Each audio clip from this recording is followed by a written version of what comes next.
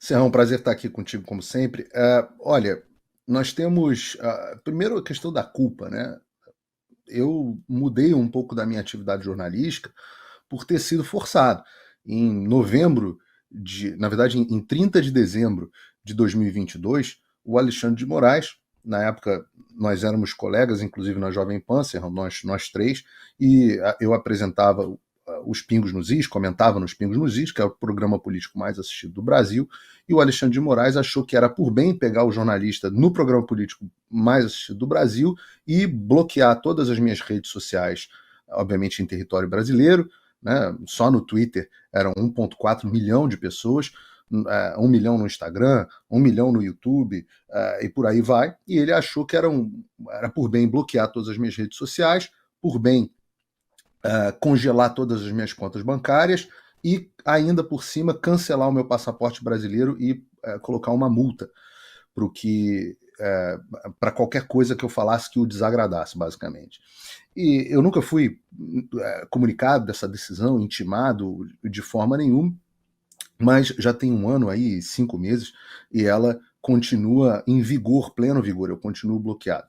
Nesse momento, quando isso aconteceu, eu percebi isso como um chamado, onde eu deveria não só continuar focando no Brasil e na conscientização do povo brasileiro, mas aproveitar a minha posição aqui dentro dos Estados Unidos, com conhecimento do funcionamento das instituições, conhecimento de pessoas-chave, conhecimento do idioma, fluência no idioma, para explicar aqui fora o que vinha acontecendo no Brasil, uma vez que a ação do Alexandre só foi possível graças ao apoio que ele recebeu da administração Biden, da esquerda americana, que interferiu diretamente no processo eleitoral brasileiro, como amplamente aí divulgado pelo Financial Times e outros veículos de imprensa semana passada, até pela própria Globo News na coluna da Natuzaneri, né, no podcast da Natuzaneri. Então, eu tive que voltar a minha atividade para essa direção e desde então eu venho construindo uma aliança muito grande,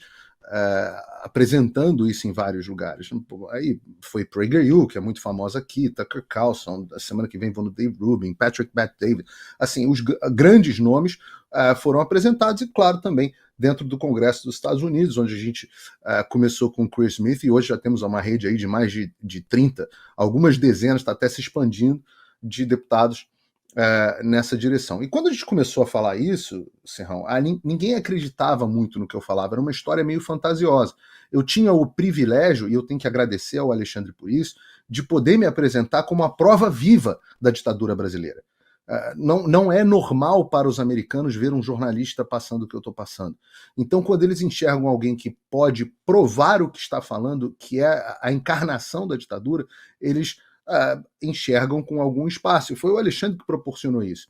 Agora, com o que está acontecendo com o Elon Musk, isso, como eu disse, fura bolha e fura bolha aqui fora também. Então, num certo sentido, claro, foi uma aliança grande para a coisa poder chegar ao ponto do Elon Musk fazer isso, mas a partir desta etapa, num certo sentido, tudo aquilo que vinha sendo dito por mim e por alguns outros aqui nos Estados Unidos de forma meio solitária nos últimos meses, passa a ser validado.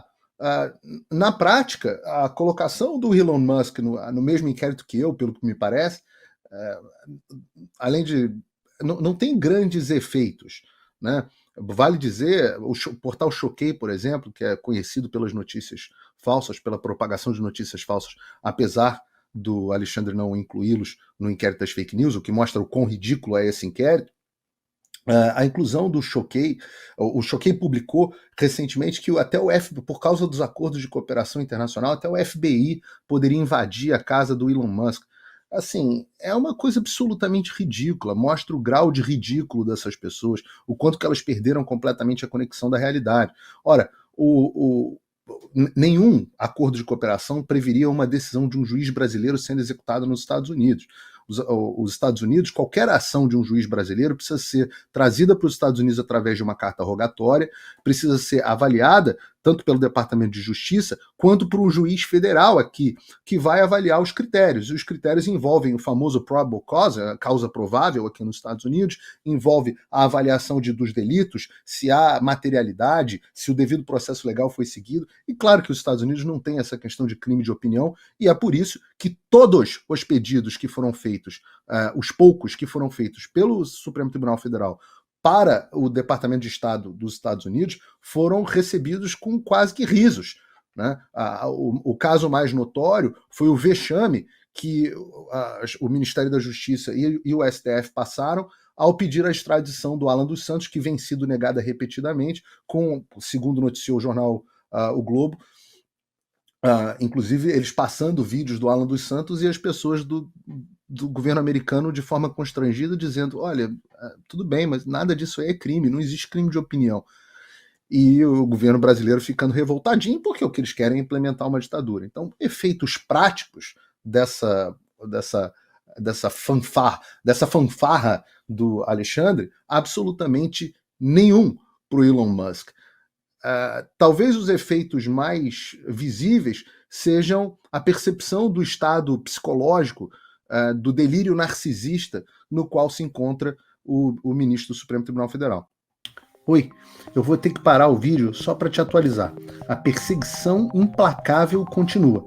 Desde dezembro de 2022 eu continuo sem passaporte, com as contas bancárias bloqueadas, redes sociais banidas no Brasil e muito mais. Agora estão vindo atrás de mim até porque eu contei para vocês os bastidores do que acontecia com os militares.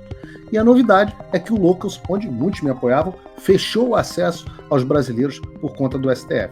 Então criei uma nova forma de você me apoiar diretamente. Você pode ser agora meu apoiador com uma pequena quantia por mês e ter acesso a vários conteúdos exclusivos, ou você pode agora também ser o meu patrono e passar a integrar comigo o meu grupo de elite, um grupo fechado de WhatsApp só para os patronos, além de fazer reuniões de Zoom mensais comigo para a gente discutir a situação do Brasil e do mundo. Se você quer que eu continue fazendo o meu trabalho, me apoia, use o link na descrição e eu garanto que eu vou continuar fazendo a minha parte. Muito obrigado. Olha, a repercussão é muito grande, internacional. Eu estou aqui de verdade hoje por carinho pela Gazeta e pelas pessoas que estão aqui conosco, porque eu estou entre uma entrevista e uma reunião com pessoas aqui de fora o dia inteiro. Ainda não consegui respirar, né? Fiz fio diário contigo, Marco, e só entrevista, reunião, entrevista, reunião, entrevista, reunião. Hoje, ao total, eu vou falar para 8 veículos internacionais. Já recebi contatos de podcasts, etc. Ontem, às 9 horas da noite, me ligaram do Congresso dos Estados Unidos para comentar e pedir esclarecimentos sobre o que estava acontecendo. Agora mesmo estava aqui no telefone falando com o executivo de uma Big Tech grande aqui, não é o Twitter, também falando, será que o Elon vai fazer isso mesmo? Será que não vai fazer? Enfim, o noticiário foi absolutamente capturado pelo Brasil, o que é muito relevante, porque se você parar para pensar, é muito difícil, às vezes aqui nos Estados Unidos e no exterior, que eles comentem Brasil. Um dos motivos pelo qual o Brasil, pelo qual o trabalho de conscientização aqui é tão difícil, é porque o Brasil não é um assunto de tanto interesse. É muito, muito pouco sobre o Brasil reportado pelos poucos veículos que têm correspondentes aí. Então, se você pegar mesmo os maiores jornais aqui dos Estados Unidos, até mesmo o Daily Wire, eu estava conversando com uma pessoa ligada ao Ben Shapiro hoje, o Daily Wire não faz cobertura praticamente do Brasil. A única coisa que eles postaram nas manifestações brasileiras lá do Bolsonaro no mês passado foi basicamente uma matéria que eu enviei os dados para eles. Eles não têm correspondente, não tem braço. New York Post não tem braço, que seria um jornal grande. A Fox News não tem braço no Brasil. Então não há muita notícia a respeito do Brasil chegando aqui aos Estados Unidos. Quando você esteve comigo, Marco, em Washington, um dos conversistas que nós conversamos lá, o Ralph Norman, ali no Capitol Hill Club, que eu devo encontrar de novo semana que vem, ele falou assim, ninguém no Congresso americano sabe o que está acontecendo ainda no Brasil. A gente precisa saber. Então é tudo muito difícil. O que o Elon Musk fez foi realmente furar a bolha. E eu não digo justiça seja feita, Marco, não só para os Estados Unidos, mas também para o Brasil. Eu estava falando com a filha de um amigo meu, adolescente, e ela estava falando, Paulo, o que, que é isso que está acontecendo? Me explica, porque eu falei assim, mas você não está sabendo nada que está acontecendo no Brasil? Ela, não, só estou sabendo que parece que o Twitter vai fechar. Então, as pessoas que estão completamente desconectadas do problema da ditadura do Brasil agora começam a se conectar. A gente teve até agora, parece que o pessoal do MBL está atingindo aí a puberdade, alguma coisa do tipo, que eles também se depararam, começaram a se posicionar contra. Então, assim, é um divisor de águas. É absolutamente um divisor de águas que a gente está vivendo nesse momento.